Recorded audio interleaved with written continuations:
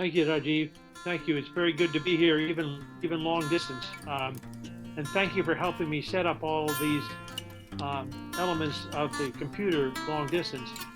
And the person I chose to speak on today, who for me embodies Umran and embodies the best of Ihsan, if I can use another word, Ihsan, if one talks about Iman, Islam, and Ihsan, the embodiment of Umran or Ihsan is M.F. Husain, who was an Indian painter whom I knew very well.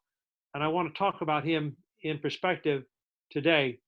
So I think all of you may have heard of him, but you can see on this slide I put up that he came from India, but he had to leave India in 2006 because the Hindutva people had harassed him. In fact, even besides burning down some of his studios and destroying his paintings, they had personally confronted him, and he feared for his life. So he left India in 2006, but he never lost his feeling of faith in either India or humanity.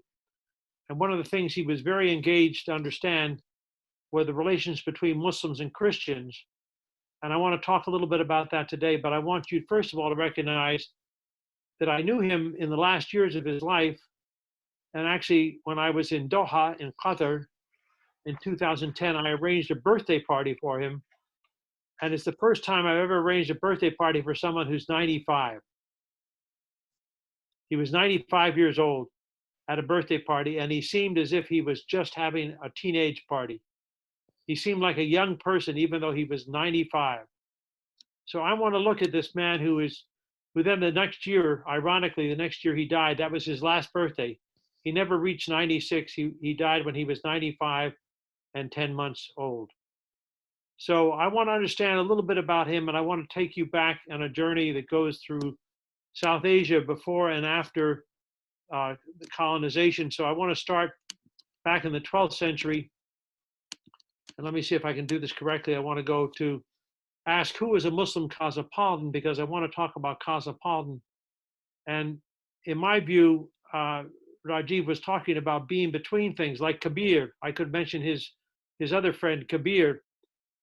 To be Muslim, as is the case with Kabir, but also everyone who's cosmopolitan, you have to be between. You can't be in one place or the other. You're always between two different places. And I call this, following a term which I really prize from the Quran, the Holy Quran, a term called barzakh, B-A-R-Z-A-K-H. And you may be surprised, the number of people with whom I talk about barzakh, and they say, oh yes, it's in the Quran, it's Arabic. I says, you're half right. It's in the Quran, but it's not Arabic, it's Persian. So even though the Quran was revealed by the Prophet Muhammad as an Arabic revelation, it still has some words in it that are not Arabic, and barzakh is a Persian word that has a very strong meaning. It means to straddle two things without erasing either side. And I use this image from Ahmed Mustafa. Some of you may know him. He's an Egyptian artist. He now lives in London. But when I met him in Qatar in 2010, the same time I was there and met M.F. Husain, he presented me and my wife with this painting of what he called barzakh. And for those of you who can read Arabic script, you can read, it says on the script on the side there, bainahuma, on the vertical side, barzakh, and then it says barzakh. It's tough to read, but you can see barzakh. But even if you don't read Arabic and you don't understand Arabic, you can see that there's two divisions in green and red. They have two opposite forms. And I'm assuming some of you know a little bit of Arabic. You can see that what's in the middle that unites them is la. So the picture itself epitomizes, it reveals the point that barzakh combines, in this case, green and red, two different versions of bainahuma barzakh la yabghiyan, which itself is the second part of the verse, Marajan al-Bahrain la yaltaqan. So you have the two combination of, and both of them, of course, mean double. So there's a double play on double because Yabghiyan and Yaltaqiyan are both doublets. And of course, the whole of this is from Surah Rahman. For those of you who know the Holy Quran, Surah Rahman is addressed not just to human beings, but to human beings and jinn. So you have insan and jinn both referenced in the Quran, and the phrase that comes up is la yabghiyan, comes up very often in the Quran, but especially here.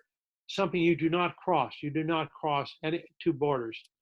So I think that's my definition of cosmopolitan, is embodying two things together, but not crossing them and mixing one so that one is diluted by the other.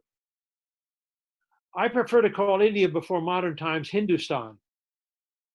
So here's just a map of Hindustan in 2012, 2010, 22. I wanted to show this because I think you would especially like the fact that Bihar is here even there. Yeah. You have Bihar right next to Bengal. Even 1,000 years ago, almost 1,000 years ago, 1022, there is Bihar standing out next to Bengal in East India. So even before the Muslims came, and then the Ottomans came, the British came, even before that, you had Bihar in Hindustan. The Maghreb, just to show you the other part, the western part of the Muslim world was called the Maghreb, or western part, as opposed to Mashriq or eastern. You have this part, and you see all the green are places that were Muslim. And I especially like the map because it shows Granada and Sevilla and Valencia. The southern part of Spain was called Andalus as part of what was the Muslim world in the 12th century. But then if you move down very quickly to 1,000 years later, you have the British Empire, which is the opposite. You have the British Empire that doesn't include the Maghreb, but includes India and includes Canada and Australia and much of Africa. But it's a huge expanse, and you don't even see it, but it also includes Singapore out here in Asia, which of course is a place of much controversy today. And then you have the British Empire occupying much of Arabia, and then the Maghreb, you have the British in Egypt and Sudan and Yemen and Oman and Bahrain and Qatar and Iraq and Jordan. And then you have the independent countries of Turkey, Iran, and Saudi Arabia, but with British and French and also Russian influence in at least Turkey and Iran, if not Saudi Arabia. So I talk about the New World Order, and I use this Lebanese scholar, Yusuf Shaheri, who wrote a wonderful book on which he talked about how it's not adequate not to mention religion. Instead, you need to talk about the arbiter. This is the middle of the page, the arbiter of truth and knowledge. It's no longer the revealed book, whether it's the Quran or the Mahabharata or the Bible. It's instead not a specific author or text, it's the West. The West with its political systems, its military presence, its economic domination. I don't need to spell it out for you because it's obvious that is the New World Order. Even when we protest and reject it, it still is there and you have to deal with it. So the state becomes the obedience context. It doesn't matter whether you're a Muslim state or a Hindu state or an atheistic state. The state sets the norm for religion or non-religion. And so M.F. Husain was Muslim, but more important, and I even say he had traveled more than Biruni. Rajiv mentioned Biruni, who's one of my heroes. I have many heroes, obviously Kabir, Biruni, Rajiv, Husain, all these different people who are my heroes. So here is Husain, who traveled even more than Biruni. He was born near Mumbai. He lived in India, but also Europe, and he visited the United States. He traveled in South America. For those of you who know the name Picasso, he went to the Brazil festival in 1971, and people called him the Picasso of India in 1971 because his painting was so good. But he migrated from India to Mumbai. He never wore shoes. And I think it has a very interesting characteristic of him. When I saw him in Doha, he had painted toenails, but no shoes. The only person I've ever known who's a man who paints his toenails. And the only person I've known, man or woman, who never wore shoes. So he was a very interesting person, even though he was very wealthy because of his painting. When he died in London Hospital in June 2011, he had produced 30,000 pieces of art. 30,000. And one of his paintings, called Empty Bowl at the Last Supper, sold at a London auction for $2 million. And so I wanted to just show you this one painting. So if I had a whole hour to lecture, I still could not exhaust this painting. First of all, you notice the color red, this bright red. So the red is energy, and it's the energy of the desert, but the energy of life. And then he has a table. This, of course, is what's called the table in Christianity for the Last Supper. And on it is a book, which is the Injil being opened out by Esau, the guy in a beard who's pointing to the left is Esau, and then various people looking ways. What I really like about our two features, they're not people, but the camel. You see the camel there looking on. You'll never read any story in either Islam, either in the Holy Quran or in the Bible, that talks about a camel being there at the Last Supper. But this is Husain's imagination. That if you're going to have a Last Supper, you have to have somebody of color. That's probably Bilal there. I asked him whether that was Bilal, and he said it has to be somebody black. If you want it to be Bilal, it's okay. So you imagine that you have Bilal at the Last Supper, you have a camel there, but then you look, you have these little creatures below. These are like jinn. They also don't have shoes on, but they have wings. And then you have the Dharma wheel, the Dharma wheel that turns around as part of Husain's paintings.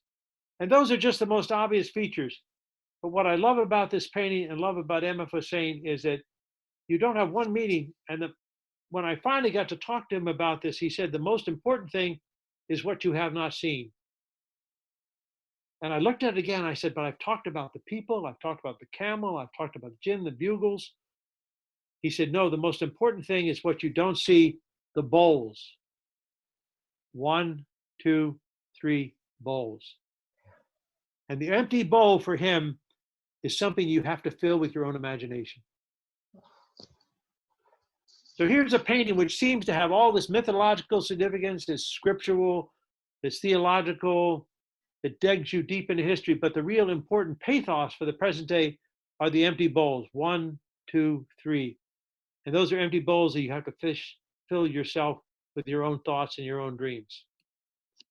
So Husain was a Muslim, but I would argue he was a cosmopolitan Muslim, a person of unusual reach. He was Indian, but he also came from Arabia. His ancestors actually had emigrated in the 16th century from Yemen to Gujarat.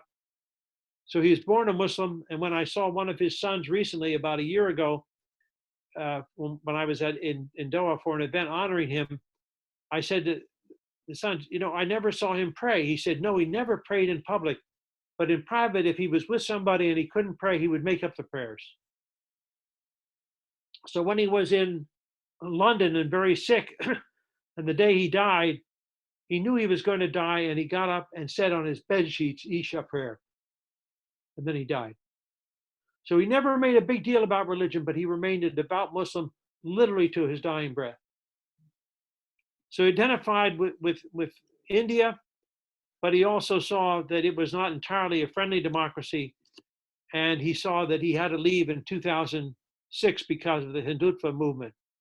But he embodied what I call fluid boundary logic, Barzakh logic. So he saw opportunities to connect multiple things, and he's had this wonderful saying that nothing in creation is useless. The world is my canvas was another one of his slogans. And what we have as human beings is a duty to see how best to use what has been given us. In other words, we must all be exponents or practitioners of Barzakh logic. That's not M.F. Husain, that's my phrase, Barzakh logic. And here's another one of his paintings, which again has a camel. You see the camel looking over the top. And I'm going to assume that some of you know a bit of Arabic, so you maybe know the word jadl, jim, dal, lam. Jadl means debate or argument. And so this painting is called Jadl Tafahum. Tafahum comes from fahm, which means if I'm understanding. So Jadl means debate, but tafahum. So Jadl doesn't always lead to tyranny or to dispute or to violence. It can also lead to integration and understanding. And so this was called Jadl wa Tafahum in Arabic, and it's called cultural dialogue in English. I think both terms are valuable, but what I really love about this painting is you have 3 figures. It's what's called in art a triptych with 3 different figures. Actually, there's 4 figures. You see this figure off to the left is actually a woman, a faceless woman next to a red horse. And when I saw M.F. Husain, I said, I think I know the woman. And he said, yes, she's your patron as well as mine. It's Sheikh Hamosa. So this is his patron in Qatar, whom he's painted, who loves horses, and with the red horse, which is energy.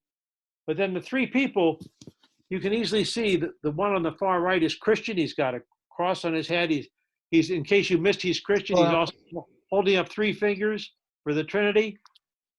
And the figure on the far left, I think, is M.F. Husain. The figure that's in yellow beard and carrying a book, which is probably actually not the Torah, but the Mahabharat.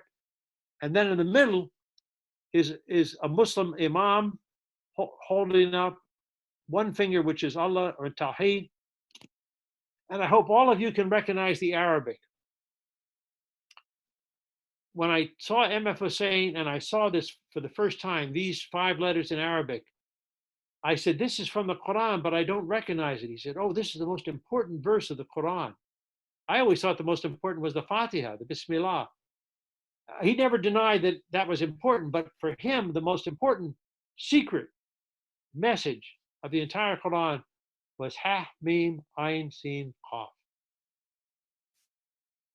So in my humble opinion, if one wants to understand Husain and why he is such a Muslim cosmopolitan, is you have to know that Ha, Mim is one verse in the Holy Quran, Ain, Sin, Qaf is another verse, and they both come up at the beginning of Surah Shura. And that is the secret for him, is Shura means consultation.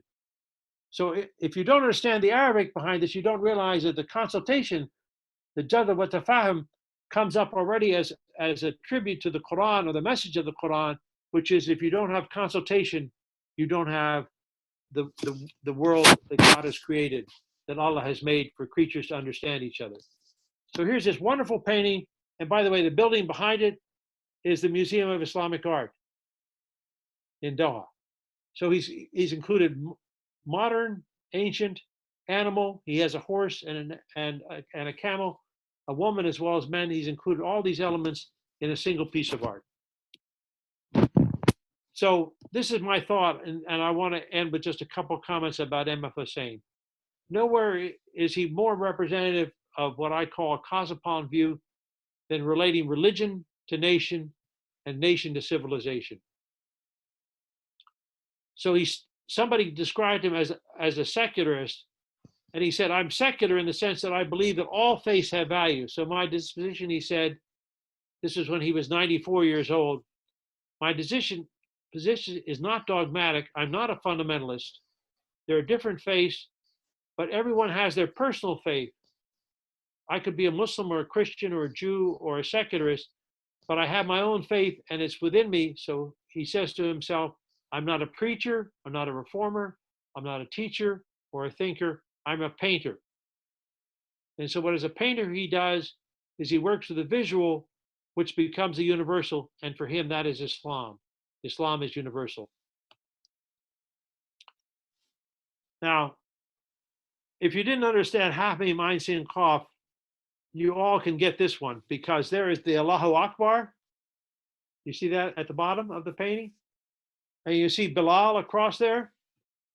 So you think, well, this is just a devout Muslim doing a painting of Bilal, who after all was the first muazzin for Islam. That's right, and that's wrong. Because when I looked at this for a while, I said to him, why did you do this painting of Bilal? He said, it's not why, it's when.